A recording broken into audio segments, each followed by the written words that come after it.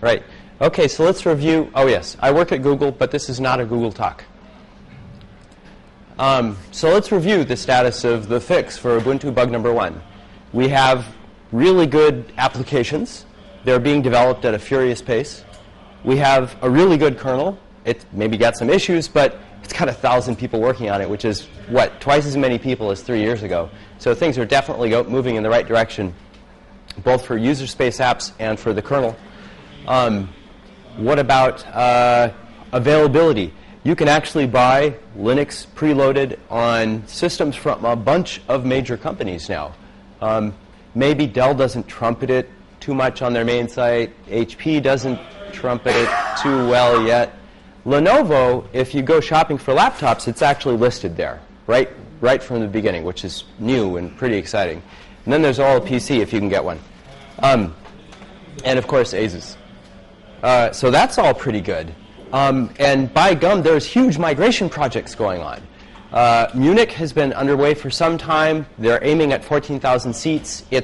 They're coaxing the various city departments into using it, so uptake's a little slow, but they've got maybe a third. Maybe they've got half with OpenOffice instead of Microsoft Office, and maybe they've got a quarter on Linux instead of Windows. So that's progressing. And then there are these other just gigantic deployments, including the French police are moving 70,000 seats. So it's real. People are really starting to use it. But there's a problem. Our market share is still in the toilet. Yes, the trend is good. We're up 50% in the last year. Woo! But the numbers are still really small. And we're not up by 50% by all measures. By some measures, we're flat. So it hasn't trickled into all markets yet, I guess. Okay, so why? Why is the market share so small? Well, we can guess at a few reasons. One, Microsoft integration has been kind of poor. For instance, Active Directory integration has been, it should have been easy. It's just LDAP and Kerberos, which we can do. But for some reason, it wasn't all bundled together into a nice package. Maybe it is now. That would be great. Drivers and codecs, there are some issues there. Maybe the DRAC support that was announced or mentioned on this stage an hour ago will help there. Laptops still don't suspend reliably. You close everybody really expects you to be able to close the laptop and open the laptop, and it should resume. That isn't happening reliably yet. And then the big vendors aren't advertising. And finally, the last reason I can think of is that commercial applications are still hard to find for Linux.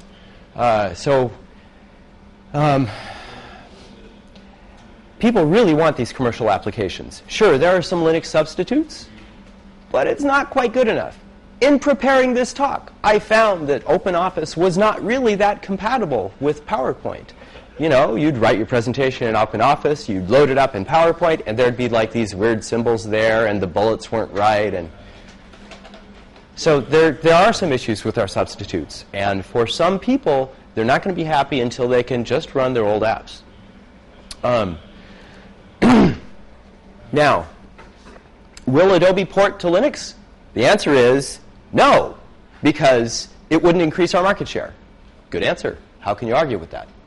It's a hard-headed business, and they're approaching it right from their profit margins point of view. But it isn't all just major apps. There are piddly-shit little apps that were written in-house that also have to work in order to move large companies over, or even small ones. Somebody wrote an app. It works. The guy's gone or doesn't have time to maintain it. And unless you can run that app flawlessly, ixnay on the migration may. So those are all real issues. What are our options? Well, we could give up on the users who need those proprietary apps. That's probably not a good option. We could make them run Windows virtually. Also not a great option because Windows costs money and it adds complexity. And we were trying to get away from that in the first place. Or we could actually make their apps run on Linux. So let's explore that last option. Well, should we? There are some people that really object to the concept because it's encouraging the use of non-free software. Well, the road to 100% free software has to start somewhere. Should we force people to have 100% free apps before they can move over to a free operating system? No. Clearly, it would be reasonable for us to provide a free operating system that could run those few last non-free apps until they too can be migrated. Can we support Windows apps? Well, Eric Schmidt, who is a serious guy, thinks that it's really hard. He tried it. He said, that's it, I'm done, I'm not going to do it again. You can't keep up with Microsoft. Judge Jackson, in the antitrust trial, said, it's not practical. So that's kind of scary. Well, why did Sun and IBM fail when they tried to do this? They failed essentially because they weren't open source. They weren't collaborating with each other. They weren't letting their users help. And when they lost interest, the projects died, more or less. Now, it's not quite true with IBM. There was the Odin project that sort of revived it for a while, but by then OS2 was dead. Open source, I think, is the key to not failing in the way those prior attempts to clone Microsoft failed. So after due consideration, I came to the conclusion that, we should. So let's do it. So I got involved with the Wine project, and so did a lot of other people. It's big. It's got 1.5 million lines of code. It's well structured. It has a conformance test suite that catches a lot of the brown paper bag bugs for us. It supports lots of operating systems, and it's commercially supported, so you can buy support and throttle their necks if it makes you feel good. And we're increasingly bringing to bear really high-quality tools like Coverity and Valgrind routinely on Wine to catch problems before they actually bite anybody in the field. So it's in really good shape technically in a lot of ways. And in fact, we've been pleasing users since 1997. Here's a real email from a user who was able to fire up Microsoft Word 95 on Wine in 1997, and I like the punchline. To whomever made this possible, you are my God. So, and it didn't work that well. So they were just really happy that it worked at all. We have a lot of really, really fun users. So how healthy is Wine development? Well, the number of commits keeps going up. The number of developers keeps going up. Most of them are hobbyists. But there is a significant amount of commercial interest in Wine. And in fact, these waves of commercial investment in Wine have, they sort of illustrate the power of the GPL and open source. Sure, these companies came in, put in a lot of work, and for whatever reason gave up. But because it was open source, we didn't have to start over from scratch every time. So there were essentially irrational exuberance here, irrational investments, and slowly the investments became more and more rational. In 2003, Disney actually got something for their money. They spent relatively little money, and they were able to run Photoshop on Linux. And so as time went on, we're getting more and more bang for the commercial interest, sort of. So what's the status now, 15 years on? Well, most apps still don't work. Do not expect to be able to run your apps with Wine. Okay, expect problems.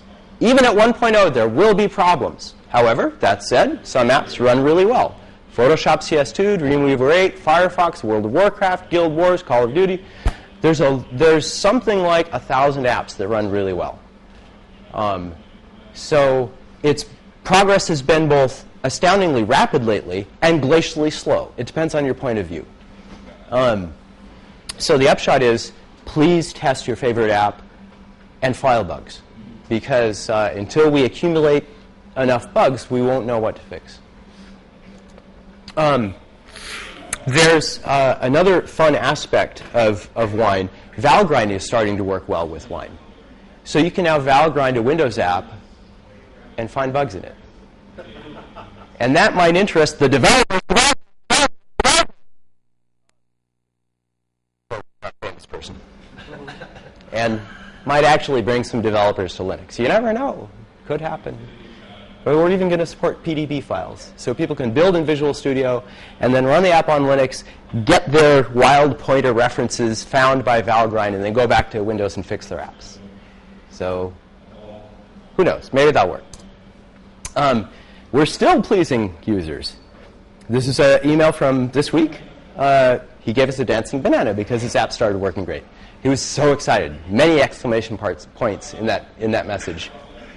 And again, the app doesn't work perfectly, but he was just so friggin' happy that it worked.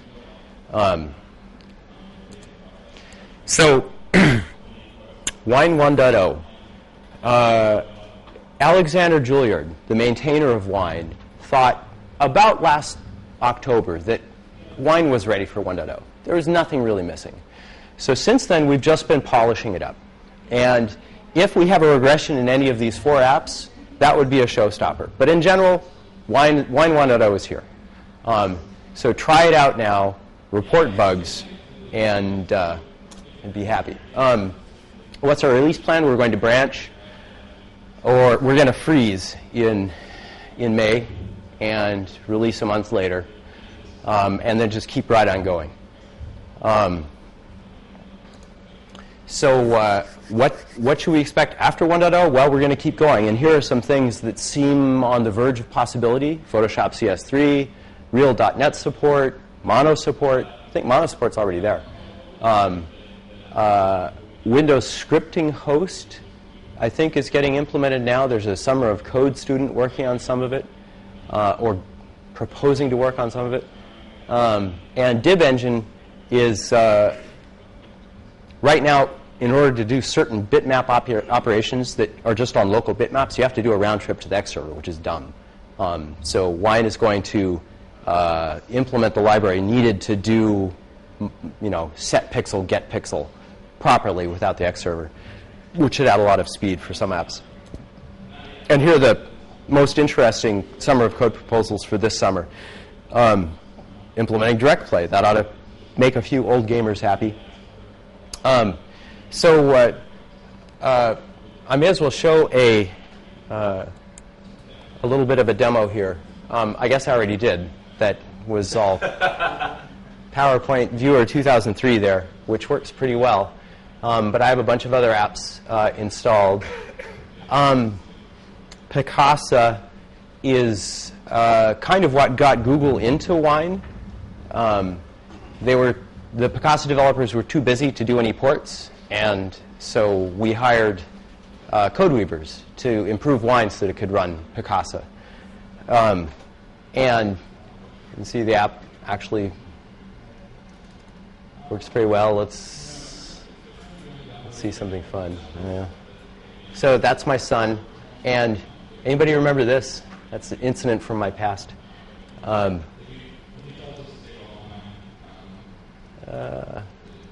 there any fun? God, that's a lot of slides. I'll do this one. Yes? Is this a Windows EXE you're running here? Yeah. Or is this WineLib? It's a Windows EXE, and we ship the Windows EXE on Linux. What is the current opinion about WineLib? Is that useful? Or so WineLib is very useful if you are targeting a non-x86 platform. There may be some other reasons to use WineLib, but that's the main one. It does not have any performance benefits. It does not have any portability benefits. It's kind of not a good idea for most things. You should just take the same EXE you're shipping on Windows and ship it on Linux. That's less building hassle, less QA hassle. See? Yes? Two questions. If you have an application that runs successfully online, is there somewhere you file that? And then two, is there any effort going into being making the icons work? That seems like a big PR thing to me. Whenever I run online, I think there's always one icon rather than the application's icon. Oh. Well, let's see. What was the icon that I clicked on to get Picasa running? It was the Picasa icon. So some of them? I think mostly it works. These ones where I have the generic icons, that's because I did it myself. I did right-click, make launcher, because I'm doing something funky. But I think most users, the apps just show up in the menu the way you would expect under Wine. Let's see. Yeah, see, so it's not too bad. And what the heck, let's also try Photoshop CS2 and OpenOffice. Just wait for the file if you have a program that's working well. Yes, you can go to appdb.winehq.org, and there's a database of applications there. You can add your testing report. And if you have an app that doesn't work so well, you can also file it there, or you can go to the trouble of filing a bug report at Wine's Bugzilla. Photoshop CS2 is notoriously slow at starting up, even on Windows. So it takes a little while. Is it going to work? Let's find out. Yeah, it's working. Okay, so what can I open up here?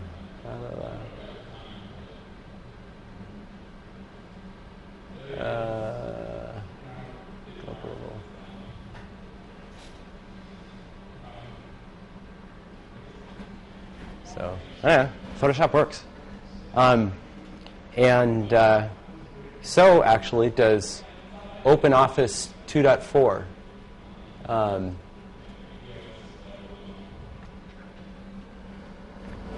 OpenOffice didn't work well in Wine until just lately, but now it does. And that's a pretty big app to have working. I think it would be very interesting to run the OpenOffice test suite on Wine and see if it finds some problems. I did that with the Java test suite from the Mauve project. It didn't really find any problems. Mauve is kind of a rough test suite. So anyway, for the apps that we focused on, Wine works really well. The number of bugs keeping the other apps from working is shrinking as time goes on. And as you saw in that message, occasionally apps just start working. Same thing with OpenOffice 2.4. We didn't do anything, and it still started working. So Wine is just improving in quality. I don't know what the tipping point is going to be. It would be nice to be able to say, yes, Wine runs the majority of applications. Maybe we'll get there next year. I don't know. Who knows? Any other questions? One other thing. What are the most common things that Windows EXEs do that make them not work? Call unimplemented functions.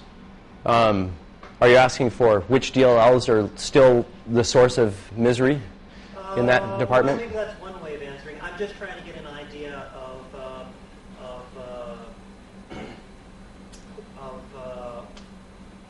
a sense of what kind of programs are not likely to work very well. Yeah, things that require dongles tend to have some trouble, although we do support a bunch of copy protection schemes, for instance, the one that Photoshop uses. And that was a piece of work. So dongles and .NET currently still doesn't work, so all those apps are SOL, although it's starting to work. Can you make the Wine talk to Mono for that?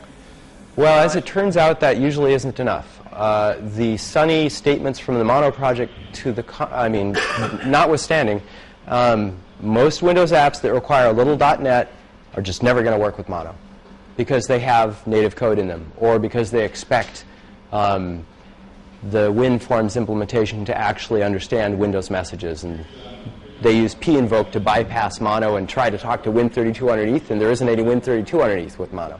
And there's no way to make pinvoke go to Wine instead? Sure, we could do that, and we could support mixed mode assemblies.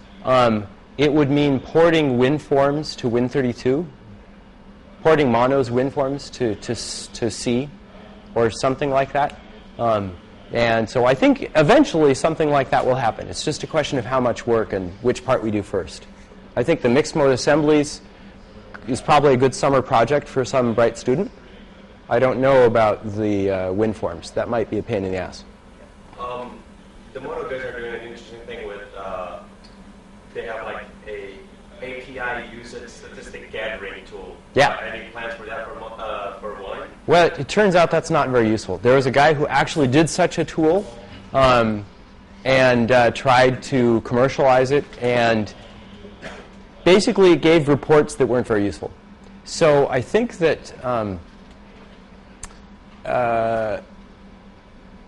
the best way to estimate how hard an app is to run it and see how far it gets. If it dies during install, well, that's not necessarily a big indication. Maybe that's easy to fix. But by the first couple of bugs we run into, we can probably tell if it's going to be easy to finish or not. Yeah? Looking at your list, there's a lot of games that are, I guess people want their games to work. It's probably, for me at least, it's the last thing that's in my Windows partition on. I think that Wine works as well as Sediga? Yeah. Wine is definitely coming right along. Sediga had a couple of years head start because when they started, they said, "Oh, Wine, you don't have to work on DirectX. We're going to do it, and then we'll give you the code." And then that didn't work out. So when we realized that that wasn't going to work out, we said, "Okay, we're going to start doing DirectX too." And it's come a long way since then. And we've about reached parity in a lot of ways. And I think we will probably make Sediga irrelevant pretty soon. We'll see. Yes? one of the opening slides said it's not emulation. Correct. Sure, an emulation is like something that has a virtual machine of some sort, but Wine doesn't. It just, you call a function and it executes the call. It's just a function library and a program loader. And a related question is, what sort of performance can be typically seen? It varies. It could vary from 10x to 0.9x, right? Could be faster. If you do lots and lots of IPC or lots of tiny little file I/O, that's one of the slow paths, because in order to emulate Windows handles, we have to go through the Wine server, which is like, it should be in the kernel, but until we've got it all nailed down, there's no point in putting it in the kernel. So there are certain operations you can do that are going to be slow, but most of them are not slow. Any other questions? Yeah. Actually, I saw this on Craigslist. Someone wants to port their Visual C++ application to Ubuntu. And my question is, do you feel like the best choice for them is to literally port the code to use Ubuntu Linux libraries, or to get it to work in Wine, and that might be the shorter, less expensive path? Well, I know that a lot of apps have been ported using Wine, and so for some apps, it is the shortest, cheapest path to use Wine. If you're doing a shrink-wrap app that's going to be used by billions of people, you might start with Wine, but you're going to end up with native, because that's what your customers are going to demand in the end. So it depends on how many users, how much money you have, and whether you happen to be using something that doesn't work in Wine yet. So try it in Wine, see how far it gets. If it gets pretty far, Wine's probably the way. Just to follow up quick. At least initially. Oh, okay. What kind of technical things would you ask if you were going to try to make that decision as far as the libraries that are being called and what have you, or is that too detailed a question? So you're asking, I think, a similar question to him. How hard? What are the hallmarks of an app that's going to be hard to port with Wine? There's a list of things that don't work too well yet. Some 3D graphics stuff maybe doesn't work perfectly yet. Some crypto doesn't work perfectly yet. Anything that uses a VXD is right out. Kernel drivers we're starting to support, but if it has heavy kernel driverage, then no, and so on. Thank you. Sure. If you're doing kernel drivers, that means you then have to support all the native APIs? Not all, just the ones used by the couple of drivers that we've gotten working. So Wine is very much an incremental effort. We take an app, we see what APIs we need to implement to make that app happy, and we implement them. So with this approach, we avoid all those, all the chaff APIs, all the decoys that are in MSDN implemented in Windows but not used by any apps. So it saves a lot of effort. We're also driven by test cases. So if you have an app that needs a new API, we write a test case to see how it really behaves on Windows, and then we make that test case pass on Windows, and then we just make Wine pass that same test case. All right, thanks very much for your attention.